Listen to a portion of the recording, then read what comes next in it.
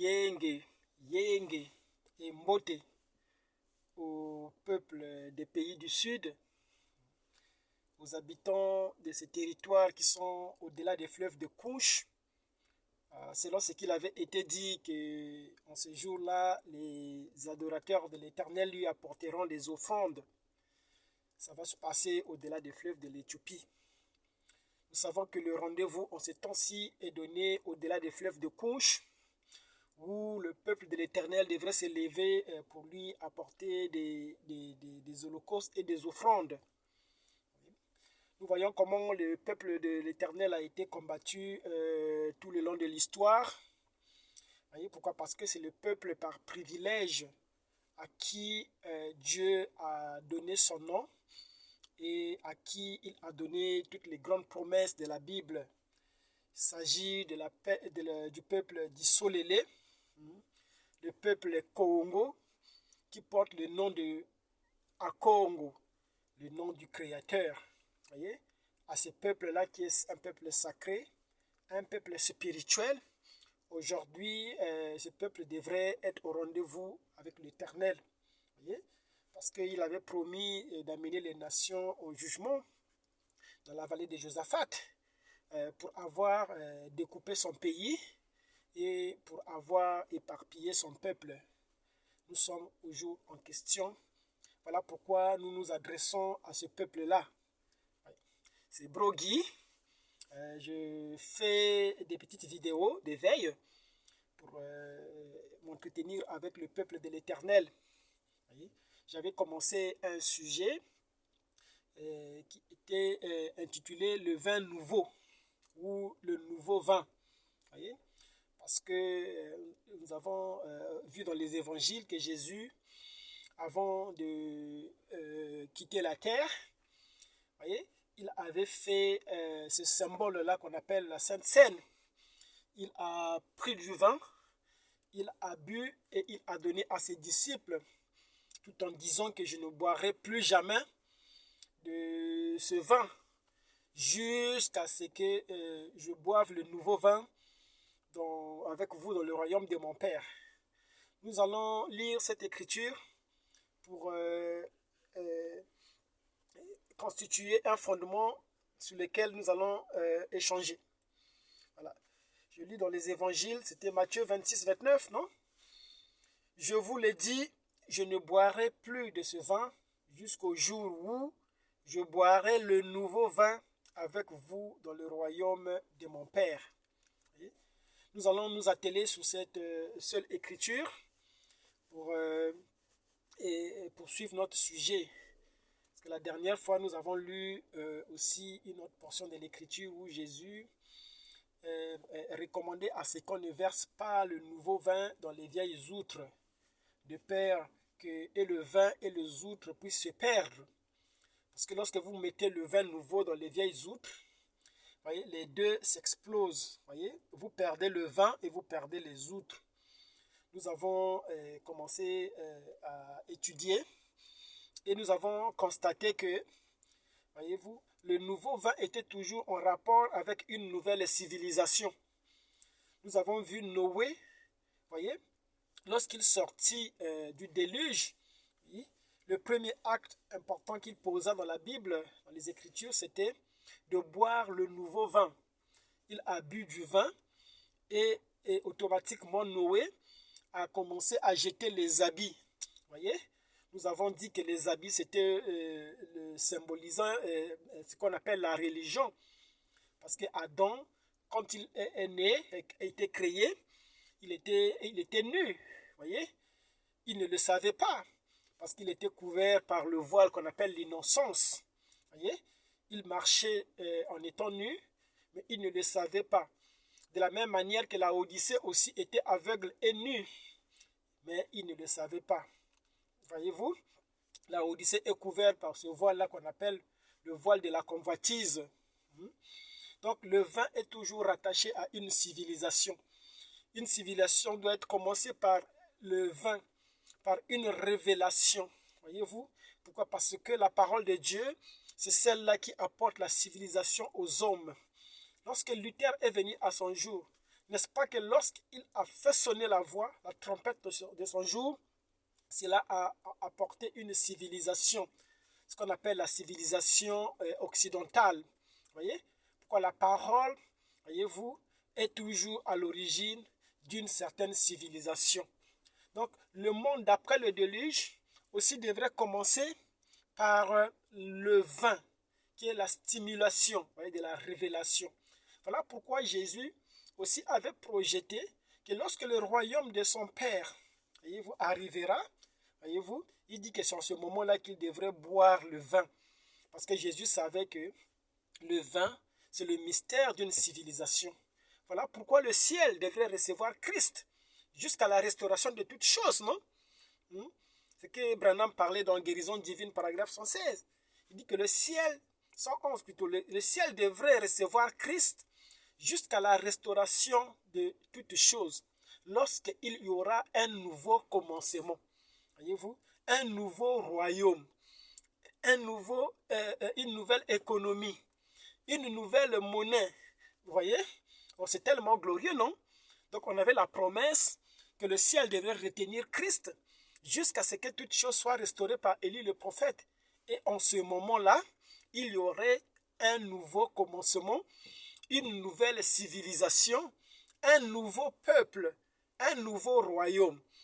C'est ça que Jésus disait que je ne boirai plus jamais de ce vin jusqu'à ce que je boive le nouveau vin avec vous dans le royaume de mon Père. Donc lorsque le royaume s'établit, voyez-vous, alors il est le mystère du vin qui est évoqué. C'est en ce jour-là que Jésus vient prendre le nouveau vin avec vous. Il ne s'agit plus de l'ancien vin. Il ne s'agit plus de l'ancien évangile. Voyez-vous, c'est un nouveau commencement. C'est une nouvelle civilisation qui commence. C'est un nouveau évangile qui doit être prêché. Voilà pourquoi dans le livre de l'Apocalypse, Jean devrait manger le livre. Lorsque Jean mange les livres, voyez-vous, le livre qui était amer dans les entrailles, doux à la bouche, voyez-vous, à la bouche, tout le monde pouvait prophétiser. Oh, la révélation des sceaux, les mystères des sceaux. Oh, les mystères sont révélés. Nous sommes ceci, cela. Nous sommes le peuple de Dieu. Nous sommes à la bouche, ce mystère était doux et agréable. Mais remarquez que dans les entrailles, voyez-vous, ce mystère était amer. Le livre était amer dans les entrailles. Pourquoi? Parce que dans les conséquences, voyez-vous, le livre est amer. Il est très facile aujourd'hui à tout le monde de dénoncer le système ecclésiastique. Voyez-vous? Mais vous voyez que ceux qui dénoncent le système ecclésiastique, voyez, ils sont eux-mêmes dans ce système-là. Ils entretiennent eux-mêmes ce système. Pourtant, ils disent que le temps des églises est terminé. Quittez la religion et la mondanité. Voyez-vous? Soyez spirituels aujourd'hui. Abandonnez l'évangile colonial, toutes ces choses. Voyez? Mais lorsque vous remarquez, ces mêmes gens-là sont toujours attachés avec la religion. Pourquoi? Parce que la religion est restée une vie en eux. Ils pratiquent le culte religieux. Ils pratiquent tous les symboles, les rituels religieux. Voyez-vous? Ils prennent la Sainte Seine, ils sont dans les baptêmes, ils sont dans les repentances, ils recherchent le Saint-Esprit. Vous voyez? Tout ce qui caractérise la religion, sans les accompagne. Voyez-vous? Pourtant, dans la bouche, ils professent une chose. Voyez-vous? Mais dans les conséquences, voyez-vous? Dans les entrailles, le livre est amer. Voyez-vous? Et c'est très difficile. L'ouverture des sceaux aujourd'hui, c'est ça qui introduit la nouvelle civilisation. Parce que lorsqu'il revient dans Apocalypse 19, voyez-vous, il est coiffé d'une coiffure blanche. Voyez-vous, il est environné de myriades et de myriades, selon ce que Enoch avait annoncé, que lorsqu'il viendra, il sera accompagné de myriades et de myriades. C'est là pour introduire une nouvelle civilisation, un nouveau évangile, voyez-vous, l'évangile éternel, voyez-vous. Cet évangile-là, on ne peut pas prendre cet évangile-là et mettre dans les vieilles outres, voyez-vous. On ne peut pas prendre la nouvelle dispensation, appliquer cela dans l'ancienne. dans l'ancien temple, voyez-vous, cela va faire éclater, voyez-vous. Il faut un nouveau corps, voyez-vous. Il faut effectivement une nouvelle création pour abriter le vin nouveau. Voilà pourquoi il a été promis sur ce jour-là qu'il vous donnera un esprit nouveau. Il dit, je créerai en vous un esprit nouveau. Voyez-vous? Pourquoi? Parce qu'on ne peut pas prendre le vin nouveau, mettre dans les vieilles outres. La dernière fois, nous parlions, lorsque nous avons adopté l'énergie, le mystère de l'énergie, qui est Dieu. Nous avons dit que Dieu est devenu énergie lorsqu'il a commencé, lorsqu'il a créé au commencement. Parce que l'énergie, c'était ça, voyez-vous, la forme que Dieu avait pris pour se donner, c'est pour créer, voyez. Parce que dans l'éternité, en tant qu'Élohim, en tant que pensée, voyez-vous, il ne pouvait pas créer, voyez-vous. Pourquoi? Parce que la pensée ne crée pas. Ce qui crée, c'est la parole. Lorsque la parole est prononcée, c'est ça qui amène les pensées, voyez-vous, à se manifester et à devenir la création. Nous avons étudié que quand il créa l'homme, voyez-vous, il fit de l'homme un Dieu amateur. Voyez-vous, les gens ne comprennent pas pourquoi on appelle Adam un Dieu amateur. Rappelez-vous que la différence avec Adam avec les autres, c'était que Adam, je faisais un débat avec un religieux. Voyez-vous, je voulais un peu m'amuser et je jonglais avec lui. Je le titillais un peu. Il m'a dit, tu sais, Adam a vécu 900 et quelques ans. J'ai dit oui, j'accepte pour te faire plaisir parce que les Écritures disent et ainsi, ils définissent l'âge d'Adam. Mais je lui ai posé la question. Lorsque Adam fut créé, il avait quel âge? Parce que contrairement à Jésus, qui fut le Fils de Dieu engendré, Adam fut le Fils de Dieu créé. Lorsque Adam était créé, Adam était-il créé un bébé? Était-il un adulte tout fait? Ou comment était-il venu au monde? Voyez-vous? Qu'est-ce qui peut déterminer l'âge réel d'Adam? Voyez-vous? Pour déterminer l'âge réel d'Adam, il faut déjà dire, quand Adam fut créé, il avait quel âge? Voyez? J'ai jonglé simplement avec lui. Pourquoi? Parce que les gens veulent s'accrocher aux Écritures. Lorsque Jésus est venu, il a trouvé le monde religieux endoctriné, ancré dans les Écritures. Voyez? C'est ça les affaires de Satan. Remarquez que lorsque Satan vint pour tenter Jésus, il n'est pas venu avec la mondanité. Non, ça c'est pas Satan. Satan est venu avec les Écritures. Parce que Satan est collé aux Écritures et ses enfants aussi sont collés aux Écritures. Ils cessaient de répéter à Jésus, Moïse a dit, Moïse a dit, Moïse a dit. Ils connaissaient les Écritures mieux que Jésus. Voyez-vous? C'est pourquoi nous ne connaissons pas les Écritures. Mais nous sommes les Écritures. Le Fils de l'homme était les Écritures. Voilà pourquoi lorsqu'il les regarda, il dit, vous sondez les Écritures. Vous comparez verset avec tel verset. Croyons trouver en elle la vie, mais c'est elle qui rend témoignage de moi. Ces Écritures-là que vous sondez rendent témoignage de moi. Voyez-vous? Adam était le Fils de Dieu créé. Voyez-vous? Contrairement à Jésus qui était engendré. Voyez-vous? Jésus croissait. C'est ça l'épouse. Voyez-vous? Jésus croissait en stature, en vertu, jusqu'à ce qu'il reconnut sa position. Lorsqu'il alla écouter Jean-Baptiste, par la prédication de Jean-Baptiste, voyez-vous que Jésus comprit sa position. Voyez-vous? Et lorsque Jean-Baptiste le présenta, voici l'agneau de Dieu, voyez-vous, écoutez-le, voyez-vous, suivez-le, voyez-vous. Jean-Baptiste aussi prêchait, il présumait au sujet de Jésus. Parce que Dieu lui avait donné un signe. L'homme sur qui tu verras l'esprit descendre comme une colombe, ce serait lui le Messie. Voyez-vous? Et il prêchait quelque chose qu'il ne connaissait pas. Voyez-vous? Mais lorsqu'il a vu la réalité devant ses yeux, voyez-vous, Jean-Baptiste a dit, voici. Et il a dit, suivez-le. Voyez? Donc Jésus croissait, voyez-vous, contrairement à Adam qui était créé. Voyez-vous? nous avons démontré que lorsque Adam fut créé, dans la création d'Adam, il était à l'image et à la ressemblance du Père et du Fils. Parce que Dieu a dit au commencement, créons l'homme.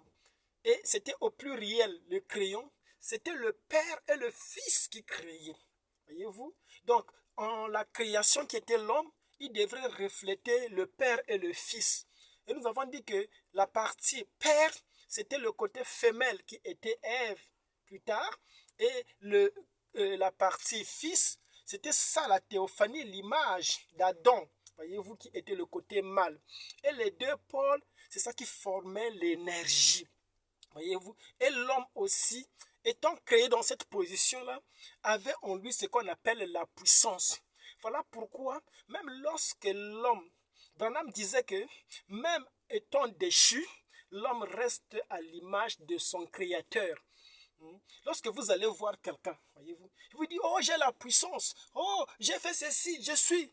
Voyez-vous, c'était un menteur, n'est-ce pas? Pourquoi? Parce que la puissance n'a jamais quitté l'homme. Voyez-vous, l'homme même dans sa condition déchue est toujours à l'image de son créateur. Il est puissant. Voyez-vous, il a tout ce qu'il faut en lui. Voyez-vous, c'est un Dieu. Voyez-vous, la preuve qui montre que l'homme c'est un Dieu, c'est parce que l'homme peut prendre une fusée ici, faire tous les calculs possibles et larguer la fusée qui va atterrir jusque sur une autre planète sur Mars. Voyez-vous, l'homme peut prendre, rassembler des métaux et mettre une vie dans ces métaux-là, et voyez-vous, et envoyer cela dans l'orbite. Voyez-vous, l'homme est tellement puissant, c'est ça qui montre la puissance de l'homme. Voyez-vous, il n'a qu'à voir ses œuvres. Vous comprenez? Aujourd'hui, nous glorifions la nature, nous glorifions Dieu, parce que nous voyons l'œuvre de ses mains. C'est que Jésus disait que si vous ne voulez pas croire en moi, croyez du moins à cause des œuvres que vous voyez. Nous glorifions Dieu lorsque nous voyons la beauté de la nature, l'harmonie qui règne dans l'univers, comment toute chose est si parfaite dans la nature. Oh, nous disons que Dieu, tu es grand. Ainsi, nous le faisons pour l'homme. Lorsque nous voyons l'ouvrage de ses mains, ses grandes réalisations, oh, nous disons que cet homme, c'est vrai que l'homme a été créé à l'image, voyez-vous, de Dieu. Il a été créé à l'image de son Créateur. Donc, en l'homme, il avait mis le dépôt, voyez-vous. Donc, il y avait le côté femelle, voyez-vous. Le côté femelle, nous avons dit que c'était ça la vie, voyez-vous. Le côté qui fabrique, c'était ça, le moule, voyez. C'était comme la terre, voyez-vous. Vous prenez une sémence, voyez-vous. Vous mettez dans la terre, voyez. La terre va amplifier, voyez-vous, va donner vie, va façonner la sémence pour vous renvoyer un arbre.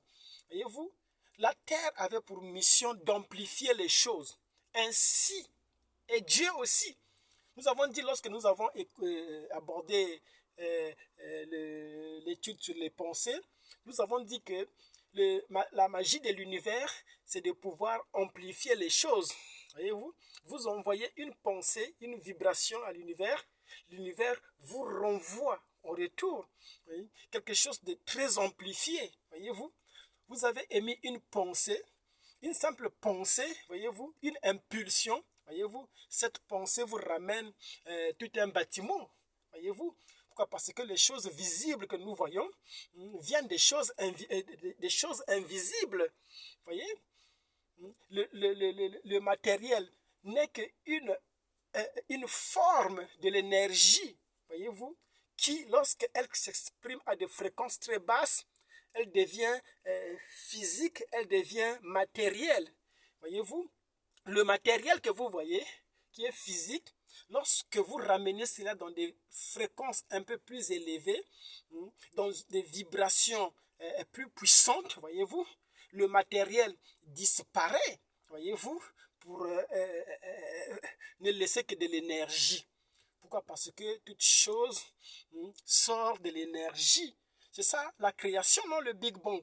Lorsqu'il créa, donc question et réponse sur la Genèse, c'était des scories qui tombaient de la grande énergie ce qu'on appelle le soleil, la lumière, voyez-vous. Lorsque des scories tombaient, il les faisait descendre, les éloignant du soleil pour les rafraîchir, voyez-vous. C'est ça qui devint la terre, voyez-vous. Tellement que ça se refroidissait à des fréquences basses et ça devenait quelque chose de physique. L'énergie qui était le feu devenait physique. Voyez? Je suis là en train de donner une base parce que lorsque nous parlons de la nouvelle civilisation, nous montrons, oui, d'où est venue cette civilisation inférieure dans laquelle nous vivons.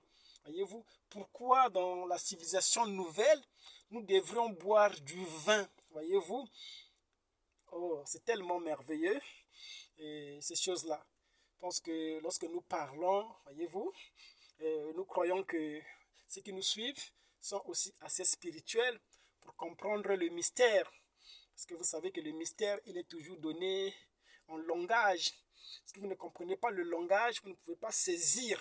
Voyez? Donc aujourd'hui, j'avais promis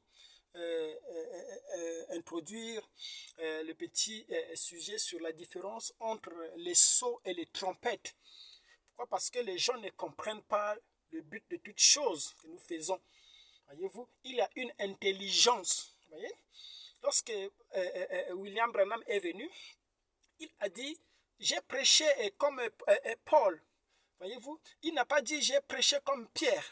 Il a dit, j'ai prêché comme Paul, parce qu'il savait que Paul était le premier messager de l'âge des nations. C'est Paul qui a ouvert les âges de l'Église. Voyez-vous? Et lui, il était le dernier messager des âges des églises, de l'Église. Voyez?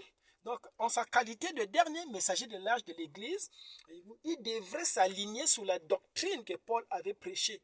Parce que Paul a dit pour les nations que si un ange du ciel descendait, voyez-vous, et il prêche autre chose que moi, Paul, j'ai enseigné, qu'il soit maudit. Donc, Branham étant un ange, il ne pouvait pas venir et contredire Paul. Sinon, il serait sous le coup de la malédiction prononcée par Paul. C'est pourquoi Branham, en venant, il devrait s'aligner sur ce que Paul a dit. Et il a dit, j'ai prêché comme Paul. Mais qu'est-ce que Paul a prêché? Ça, le problème. Parce qu'aujourd'hui, les gens ne comprennent pas le changement de sacerdoce. Je veux dire, les gens ne comprennent pas, voyez-vous, le changement des dispensations. Voyez-vous, quant à reconnaître que nous sommes le peuple de Dieu, je pense qu'aujourd'hui, si les chrétiens, les religieux ne veulent pas le reconnaître, mais les païens eux-mêmes, voyez-vous, ils le confirment. Voyez-vous, nous voyons les africanistes dire exactement les choses que nous disons. L'histoire même, quand elle est bien expliquée, vous démontre que le peuple d'Israël, les descendants biologiques d'Abraham, c'est nous les Bantous. Voyez-vous, cela ne fait plus de débat. Tout le monde est censé le savoir. Voyez-vous, parce que ça, c'est des faits historiques. Voyez, cela n'a rien à voir même avec la révélation. Mais le problème aujourd'hui, c'est que les gens des nations, ils n'ont pas reconnu leur position. Voyez-vous, ils ont été tellement imprégnés dans le message des âges, ils ont tellement bu l'ancien vin, à tel point que lorsque le nouveau vin arrive, il n'y a plus de place. Vous rencontrez les gens qui vous disent Branham ou rien. Voyez-vous? Mais qui est la personne qui dit Branham ou rien? Lorsque vous l'examinez, il ne fait pas partie des nations. Voyez-vous? C'est un Israélite. Il fait partie d'Israël, mais il dit Branham ou rien. Donc il s'attache à un message qui n'est pas adressé à lui. L'identification. Je vous avais dit au début, lorsque j'ai commencé ce sujet, que Jésus, voyez-vous, lorsqu'il commença son ministère, il était envoyé aux gens de son peuple. Voyez? Jésus ne voulait pas ministrer chez les nations. Voyez-vous? Il dit que je suis venu pour les brebis perdues de la maison d'Israël. Et Jésus, lorsqu'il guérissait les gens, je dis que Jésus choisissait, voyez-vous, les gens à guérir. Il partait prendre celui-là, il traverse d'autres, il va prendre celui là-bas. Pourquoi? Parce que il ne pouvait pas donner le pain des enfants aux champs. Voyez-vous? Pourquoi? Parce que les nations sont considérées comme les champs. Voyez? Et il savait, lorsque les Grecs sont venus lui demander, Monsieur, nous voulons voir Jésus. Ils ont demandé aux disciples, nous voulons voir Jésus. Voyez-vous? Jésus, écoutant cela, a répondu. Il dit que vous ne pouvez pas me voir maintenant, mais suivez le plan de la botanique. Parce que le grain, lorsqu'il est seul, il est donné que pour son peuple. Voyez? Mais il faut qu'il soit multiplié en plusieurs.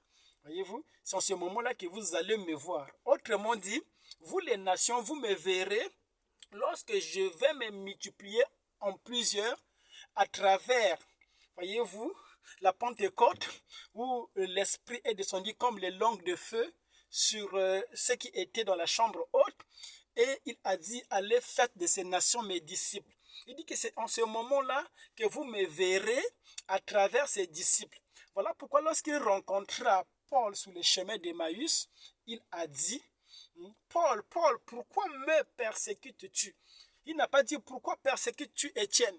Il a dit pourquoi me persécutes-tu? Pourquoi? Parce qu'il était personnifié dans des êtres humains pour aller chez les nations. Voyez-vous, pour que les nations puissent le voir. Et il a dit, voici les miracles qui accompagneront ce qui, voilà. Tout cela devrait durer à perpétuité. Voilà pourquoi Paul dit que laissons les éléments maintenant de la doctrine de Christ et tendons vers ce qui est parfait. Et nous avons démontré qu'au jour de Paul, le parfait ne pouvait pas être là. Parce que Jésus lui-même disait que vous connaîtrez la vérité. Lorsque la vérité viendra dans l'âge des sceaux, le partiel que vous avez, vous voyez là, va disparaître. Si vous voulez savoir les choses qui doivent disparaître, alors regardez ce qui s'est passé dans le ministère de Paul. Regardez les éléments sur lesquels Paul s'est appuyé. Voyez-vous, c'est ce qu'il appelle le partiel. C'est ça, au jour du parfait, qui disparaît. Il les a cités. Il dit les doctrines des baptêmes, pas seulement les baptêmes d'eau, baptême du Saint-Esprit aussi. Tout ce qui est baptême devrait s'arrêter. Voyez-vous, tout ce qui est rituel, voyez-vous, toutes ces choses-là que vous faites, Paul les a énumérées dans la Bible. Il dit que ces choses-là doivent disparaître au jour du parfait. Parce que Paul savait qu'en ce jour-là, il y aurait le nouveau vin. Il y aura la révélation des sceaux. Voyez? Je suis en train de dire toutes ces choses parce que vous savez mon style. J'aime expliquer les choses de sorte que même le plus insensé puisse connaître un peu, savoir de quoi nous parlons. Nous aimons très bien les mathématiques, voyez-vous, mais il faut que les choses soient claires parce que je crois que nous sommes au jour où nous expliquons notre ministère à nous, ou notre travail à nous, si vous voulez, ça consiste à expliquer. Voyez-vous? Parce que les mystères ont été révélés, n'est-ce pas? Mais c'est l'explication qui manque, qui devrait accompagner la révélation qui manque. Maintenant, ce que nous faisons, nous décortiquons ce qui a été révélé pour rendre cela plus clair. Voyez-vous? Nous décortiquons, nous expliquons. Voilà pourquoi nous utilisons un style tellement simple pour que tout le monde puisse connaître, puisse comprendre. Voyez-vous? Donc, le parfait devrait arriver. Voyez-vous? Or, le parfait était en rapport avec Apocalypse 19. Lorsqu'il vient dans l'ouverture des sceaux, voyez-vous? Et la Bible dit que lorsqu'il vient, il va directement se présenter à son peuple, à ceux qu'il avait crucifiés. Or, ceux qu'il avait crucifiés, c'était ça son peuple, où il va pour dire que voici les clous de ses mains. Voyez-vous, il dit, où est-ce que tu as eu ces choses-là? Il dit, c'était dans la maison de mon père. Voyez-vous, donc il va se présenter à ses frères. Joseph va se présenter à Benjamin. Voyez-vous, c'est en ce moment-là, voyez-vous, que toute chose devient nouveau. Voyez-vous? Maintenant, le péché aujourd'hui, c'est quoi? C'est de vouloir effectivement attribuer cette dispensation-là à l'Église, alors que le temps des églises est terminé. Voyez-vous? Ce message ne sera pas prêché dans le contexte de l'Église. Ce message ne sera pas un message ecclésiastique. Voyez-vous? Cela n'a rien à voir avec la religion. Voilà pourquoi aujourd'hui, nous appelons les gens à quitter la religion, à quitter le symbolisme religieux et à entrer dans la parole. Parce que nous voyons que Dieu n'est pas religieux. La religion, c'est un système que l'humain a mis en place, voyez-vous, croyant que cela devrait l'aider à connaître Dieu, voyez-vous. C'est un moyen, c'est un système que l'humain a créé. Or, au jour de l'avènement, au jour de la venue du Seigneur, voyez-vous, ce système ne sera plus, voyez-vous, utilisé pour accéder à la vérité. Pourquoi? Parce que nous serons au jour de la vérité. Il dit qu'en ce jour-là, personne n'enseignera son prochain à connaître Dieu. Pourquoi? Parce que nous le connaîtrons tous. Voyez-vous? Donc nous sommes au jour où la lumière est devenue de plus en plus claire. Voyez-vous? De sorte que même le plus insensé peut comprendre. Voyez? Donc cette dispensation, ce qu'on appelle la dispensation d'Israël, voyez-vous, cela n'a rien à voir avec la dispensation des nations. Voyez-vous, le langage doit changer aujourd'hui. Ce n'est plus le même vieux langage. Voyez-vous, il s'agit d'un nouveau âge. Il est une demi-heure. Voyez-vous, je pense que j'ai réussi à introduire mon sujet. Je suis en train de montrer tous ces éléments-là. La différence entre l'âge des nations et l'âge d'Israël. Et nous allons montrer comment les trompettes s'appliquent pour Israël. Pourquoi dans le contexte de l'Israël, on parle plutôt des trompettes au lieu des sceaux. Voyez-vous? Pourquoi? Parce que le 7e sceau pour les nations, qui est la venue du Seigneur, qui est la révélation, voyez-vous, pour l'Israël, voyez-vous, il s'applique dans la 7e trompette. Voyez-vous, la 7e trompette, c'est le rassemblement d'Israël au-delà des fleuves de Couche. Voyez-vous, pourquoi ça doit être une trompette? Ouais. Pourquoi? Parce que Dieu ne traite pas Israël de la même manière que les nations. Voyez-vous, pourquoi? Parce qu'Israël a quelque chose de particulier que les nations n'ont pas. Voyez-vous, c'est ça qui fait la différence entre les nations et Israël. Voyez-vous, les nations peuvent être bénies, mais c'est sans condition. La bénédiction des nations, voyez-vous, est basée sur le fait de croire. Voyez-vous. Or, Israël, il ne lui a pas demandé de croire. Pourquoi? Parce que Israël, par essence, c'est le peuple de Dieu. On ne peut pas demander au peuple de Dieu de croire en Dieu. Ça sera une tautologie pour Dieu. Que Dieu vienne à Israël pour aller envoie ses messagers à Israël pour dire qu'allez leur prêcher à croire en moi. Ça sera nul. Pourquoi? Parce que par essence, le peuple d'Israël croit déjà en Dieu. Et ça, même les païens ont compris. Lorsque le roi des Belges envoyait les missionnaires en Afrique, il a dit ne perdez pas le temps pour aller évangéliser. Ceux qui perdent le temps pour aller évangéliser aujourd'hui, ce ne sont que les prédicateurs, les faux pasteurs. Et ils passent du temps.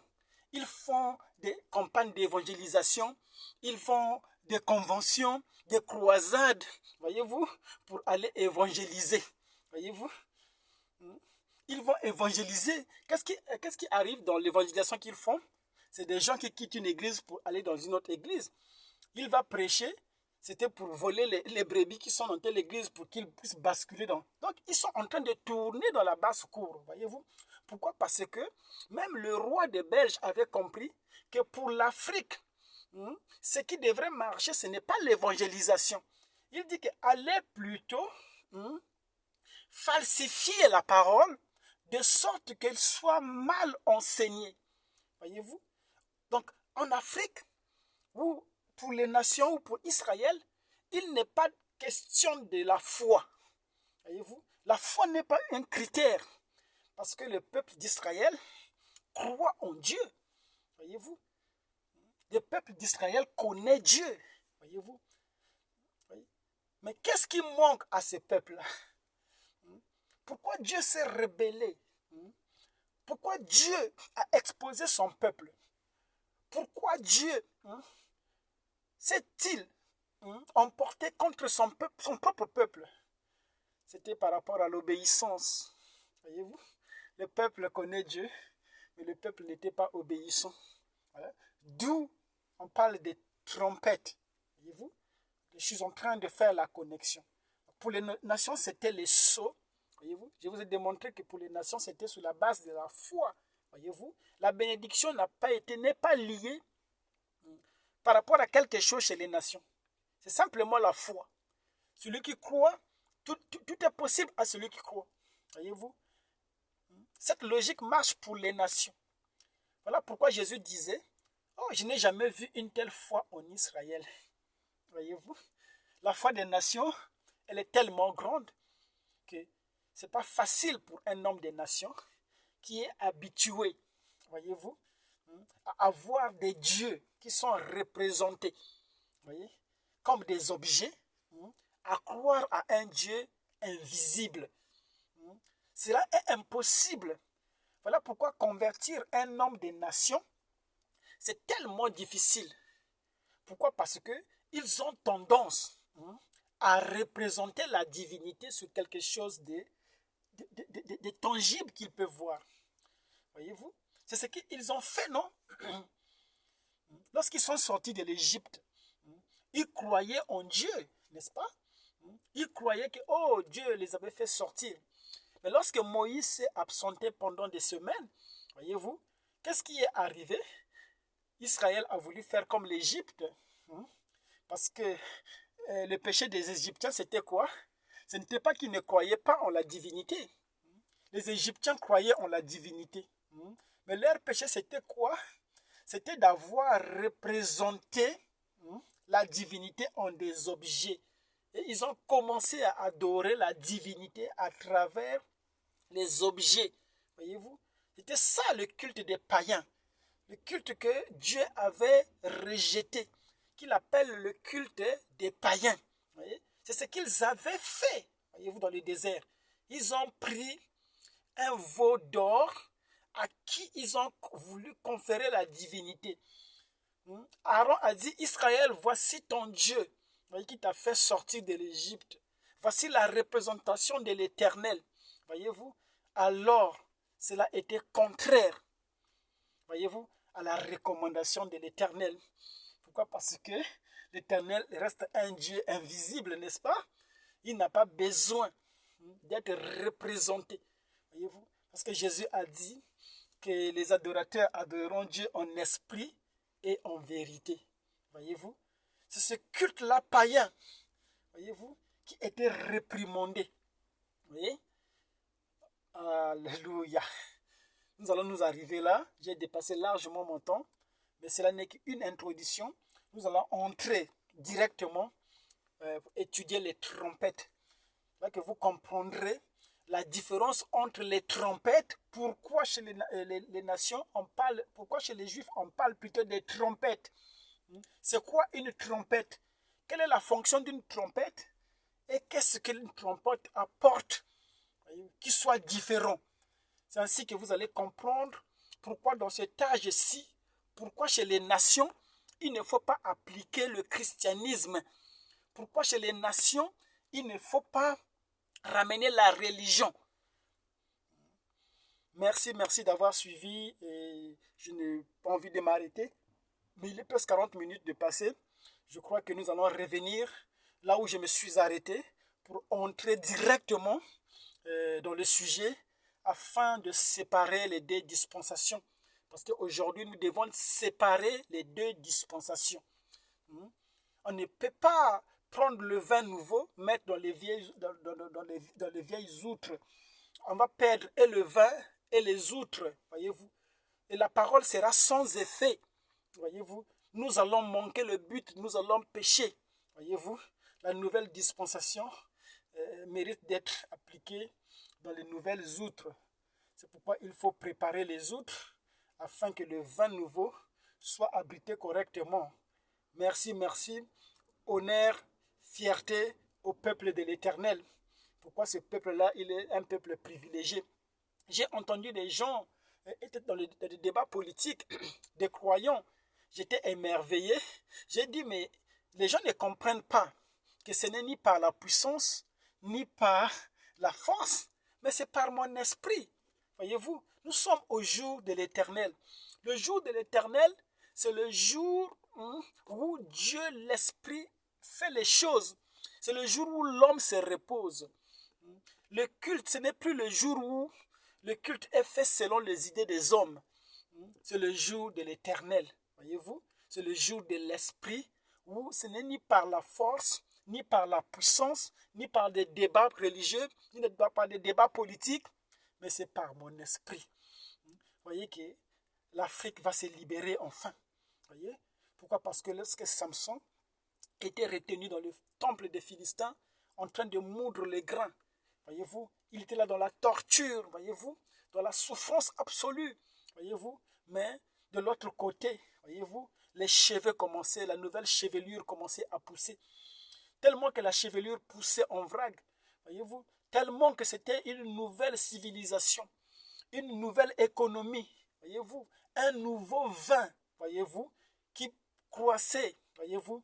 Il a saisi les deux piliers du temple d'Dagon et il a dit, enfin, une fois, Seigneur, il s'est libéré de ses adversaires, voyez-vous. Il a renversé tout le système. Ainsi est l'Église aujourd'hui. Ainsi est le peuple de Dieu aujourd'hui, qui est en train de moudre le grain, qui est en train de souffrir dans les ténèbres, voyez-vous, qui était rejeté de tout le monde, voyez-vous, mais sachant qu'en elle, la chevelure était en train de pousser, voyez-vous, l'esprit était au contrôle, et il a saisi les deux trompes, il a dit enfin une fois Seigneur, il a secoué tout le système, voyez-vous, voilà pourquoi, voyez-vous, nous ne nous agitons pas, ce ne serait pas un combat politique, ce ne serait pas un combat religieux, voyez-vous, ça serait par son esprit, voyez-vous, les temps changent, voyez-vous, et les choses qui ne suivent pas tombent. Ce ne sera pas par la volonté d'un homme, mais c'est par l'esprit, voyez-vous. Nous comprenons cela, voyez-vous, nous suivons le mouvement de l'esprit. Nous savons que le grand monstre, le grand Samson, qui était lié, voyez-vous, par-ci, par-là, il est en train de se réchauffer. Il est en train de tâtonner dans les ténèbres. Mais Samson va saisir les deux piliers, voyez-vous, et il va secouer tout le système. Le Congo va se redresser, voyez-vous, va secouer tout le système. Ainsi sera réuni, ainsi le peuple de Dieu sera réuni sur une seule autorité, conduit par le Dieu du ciel qui est Yakongo. Amen.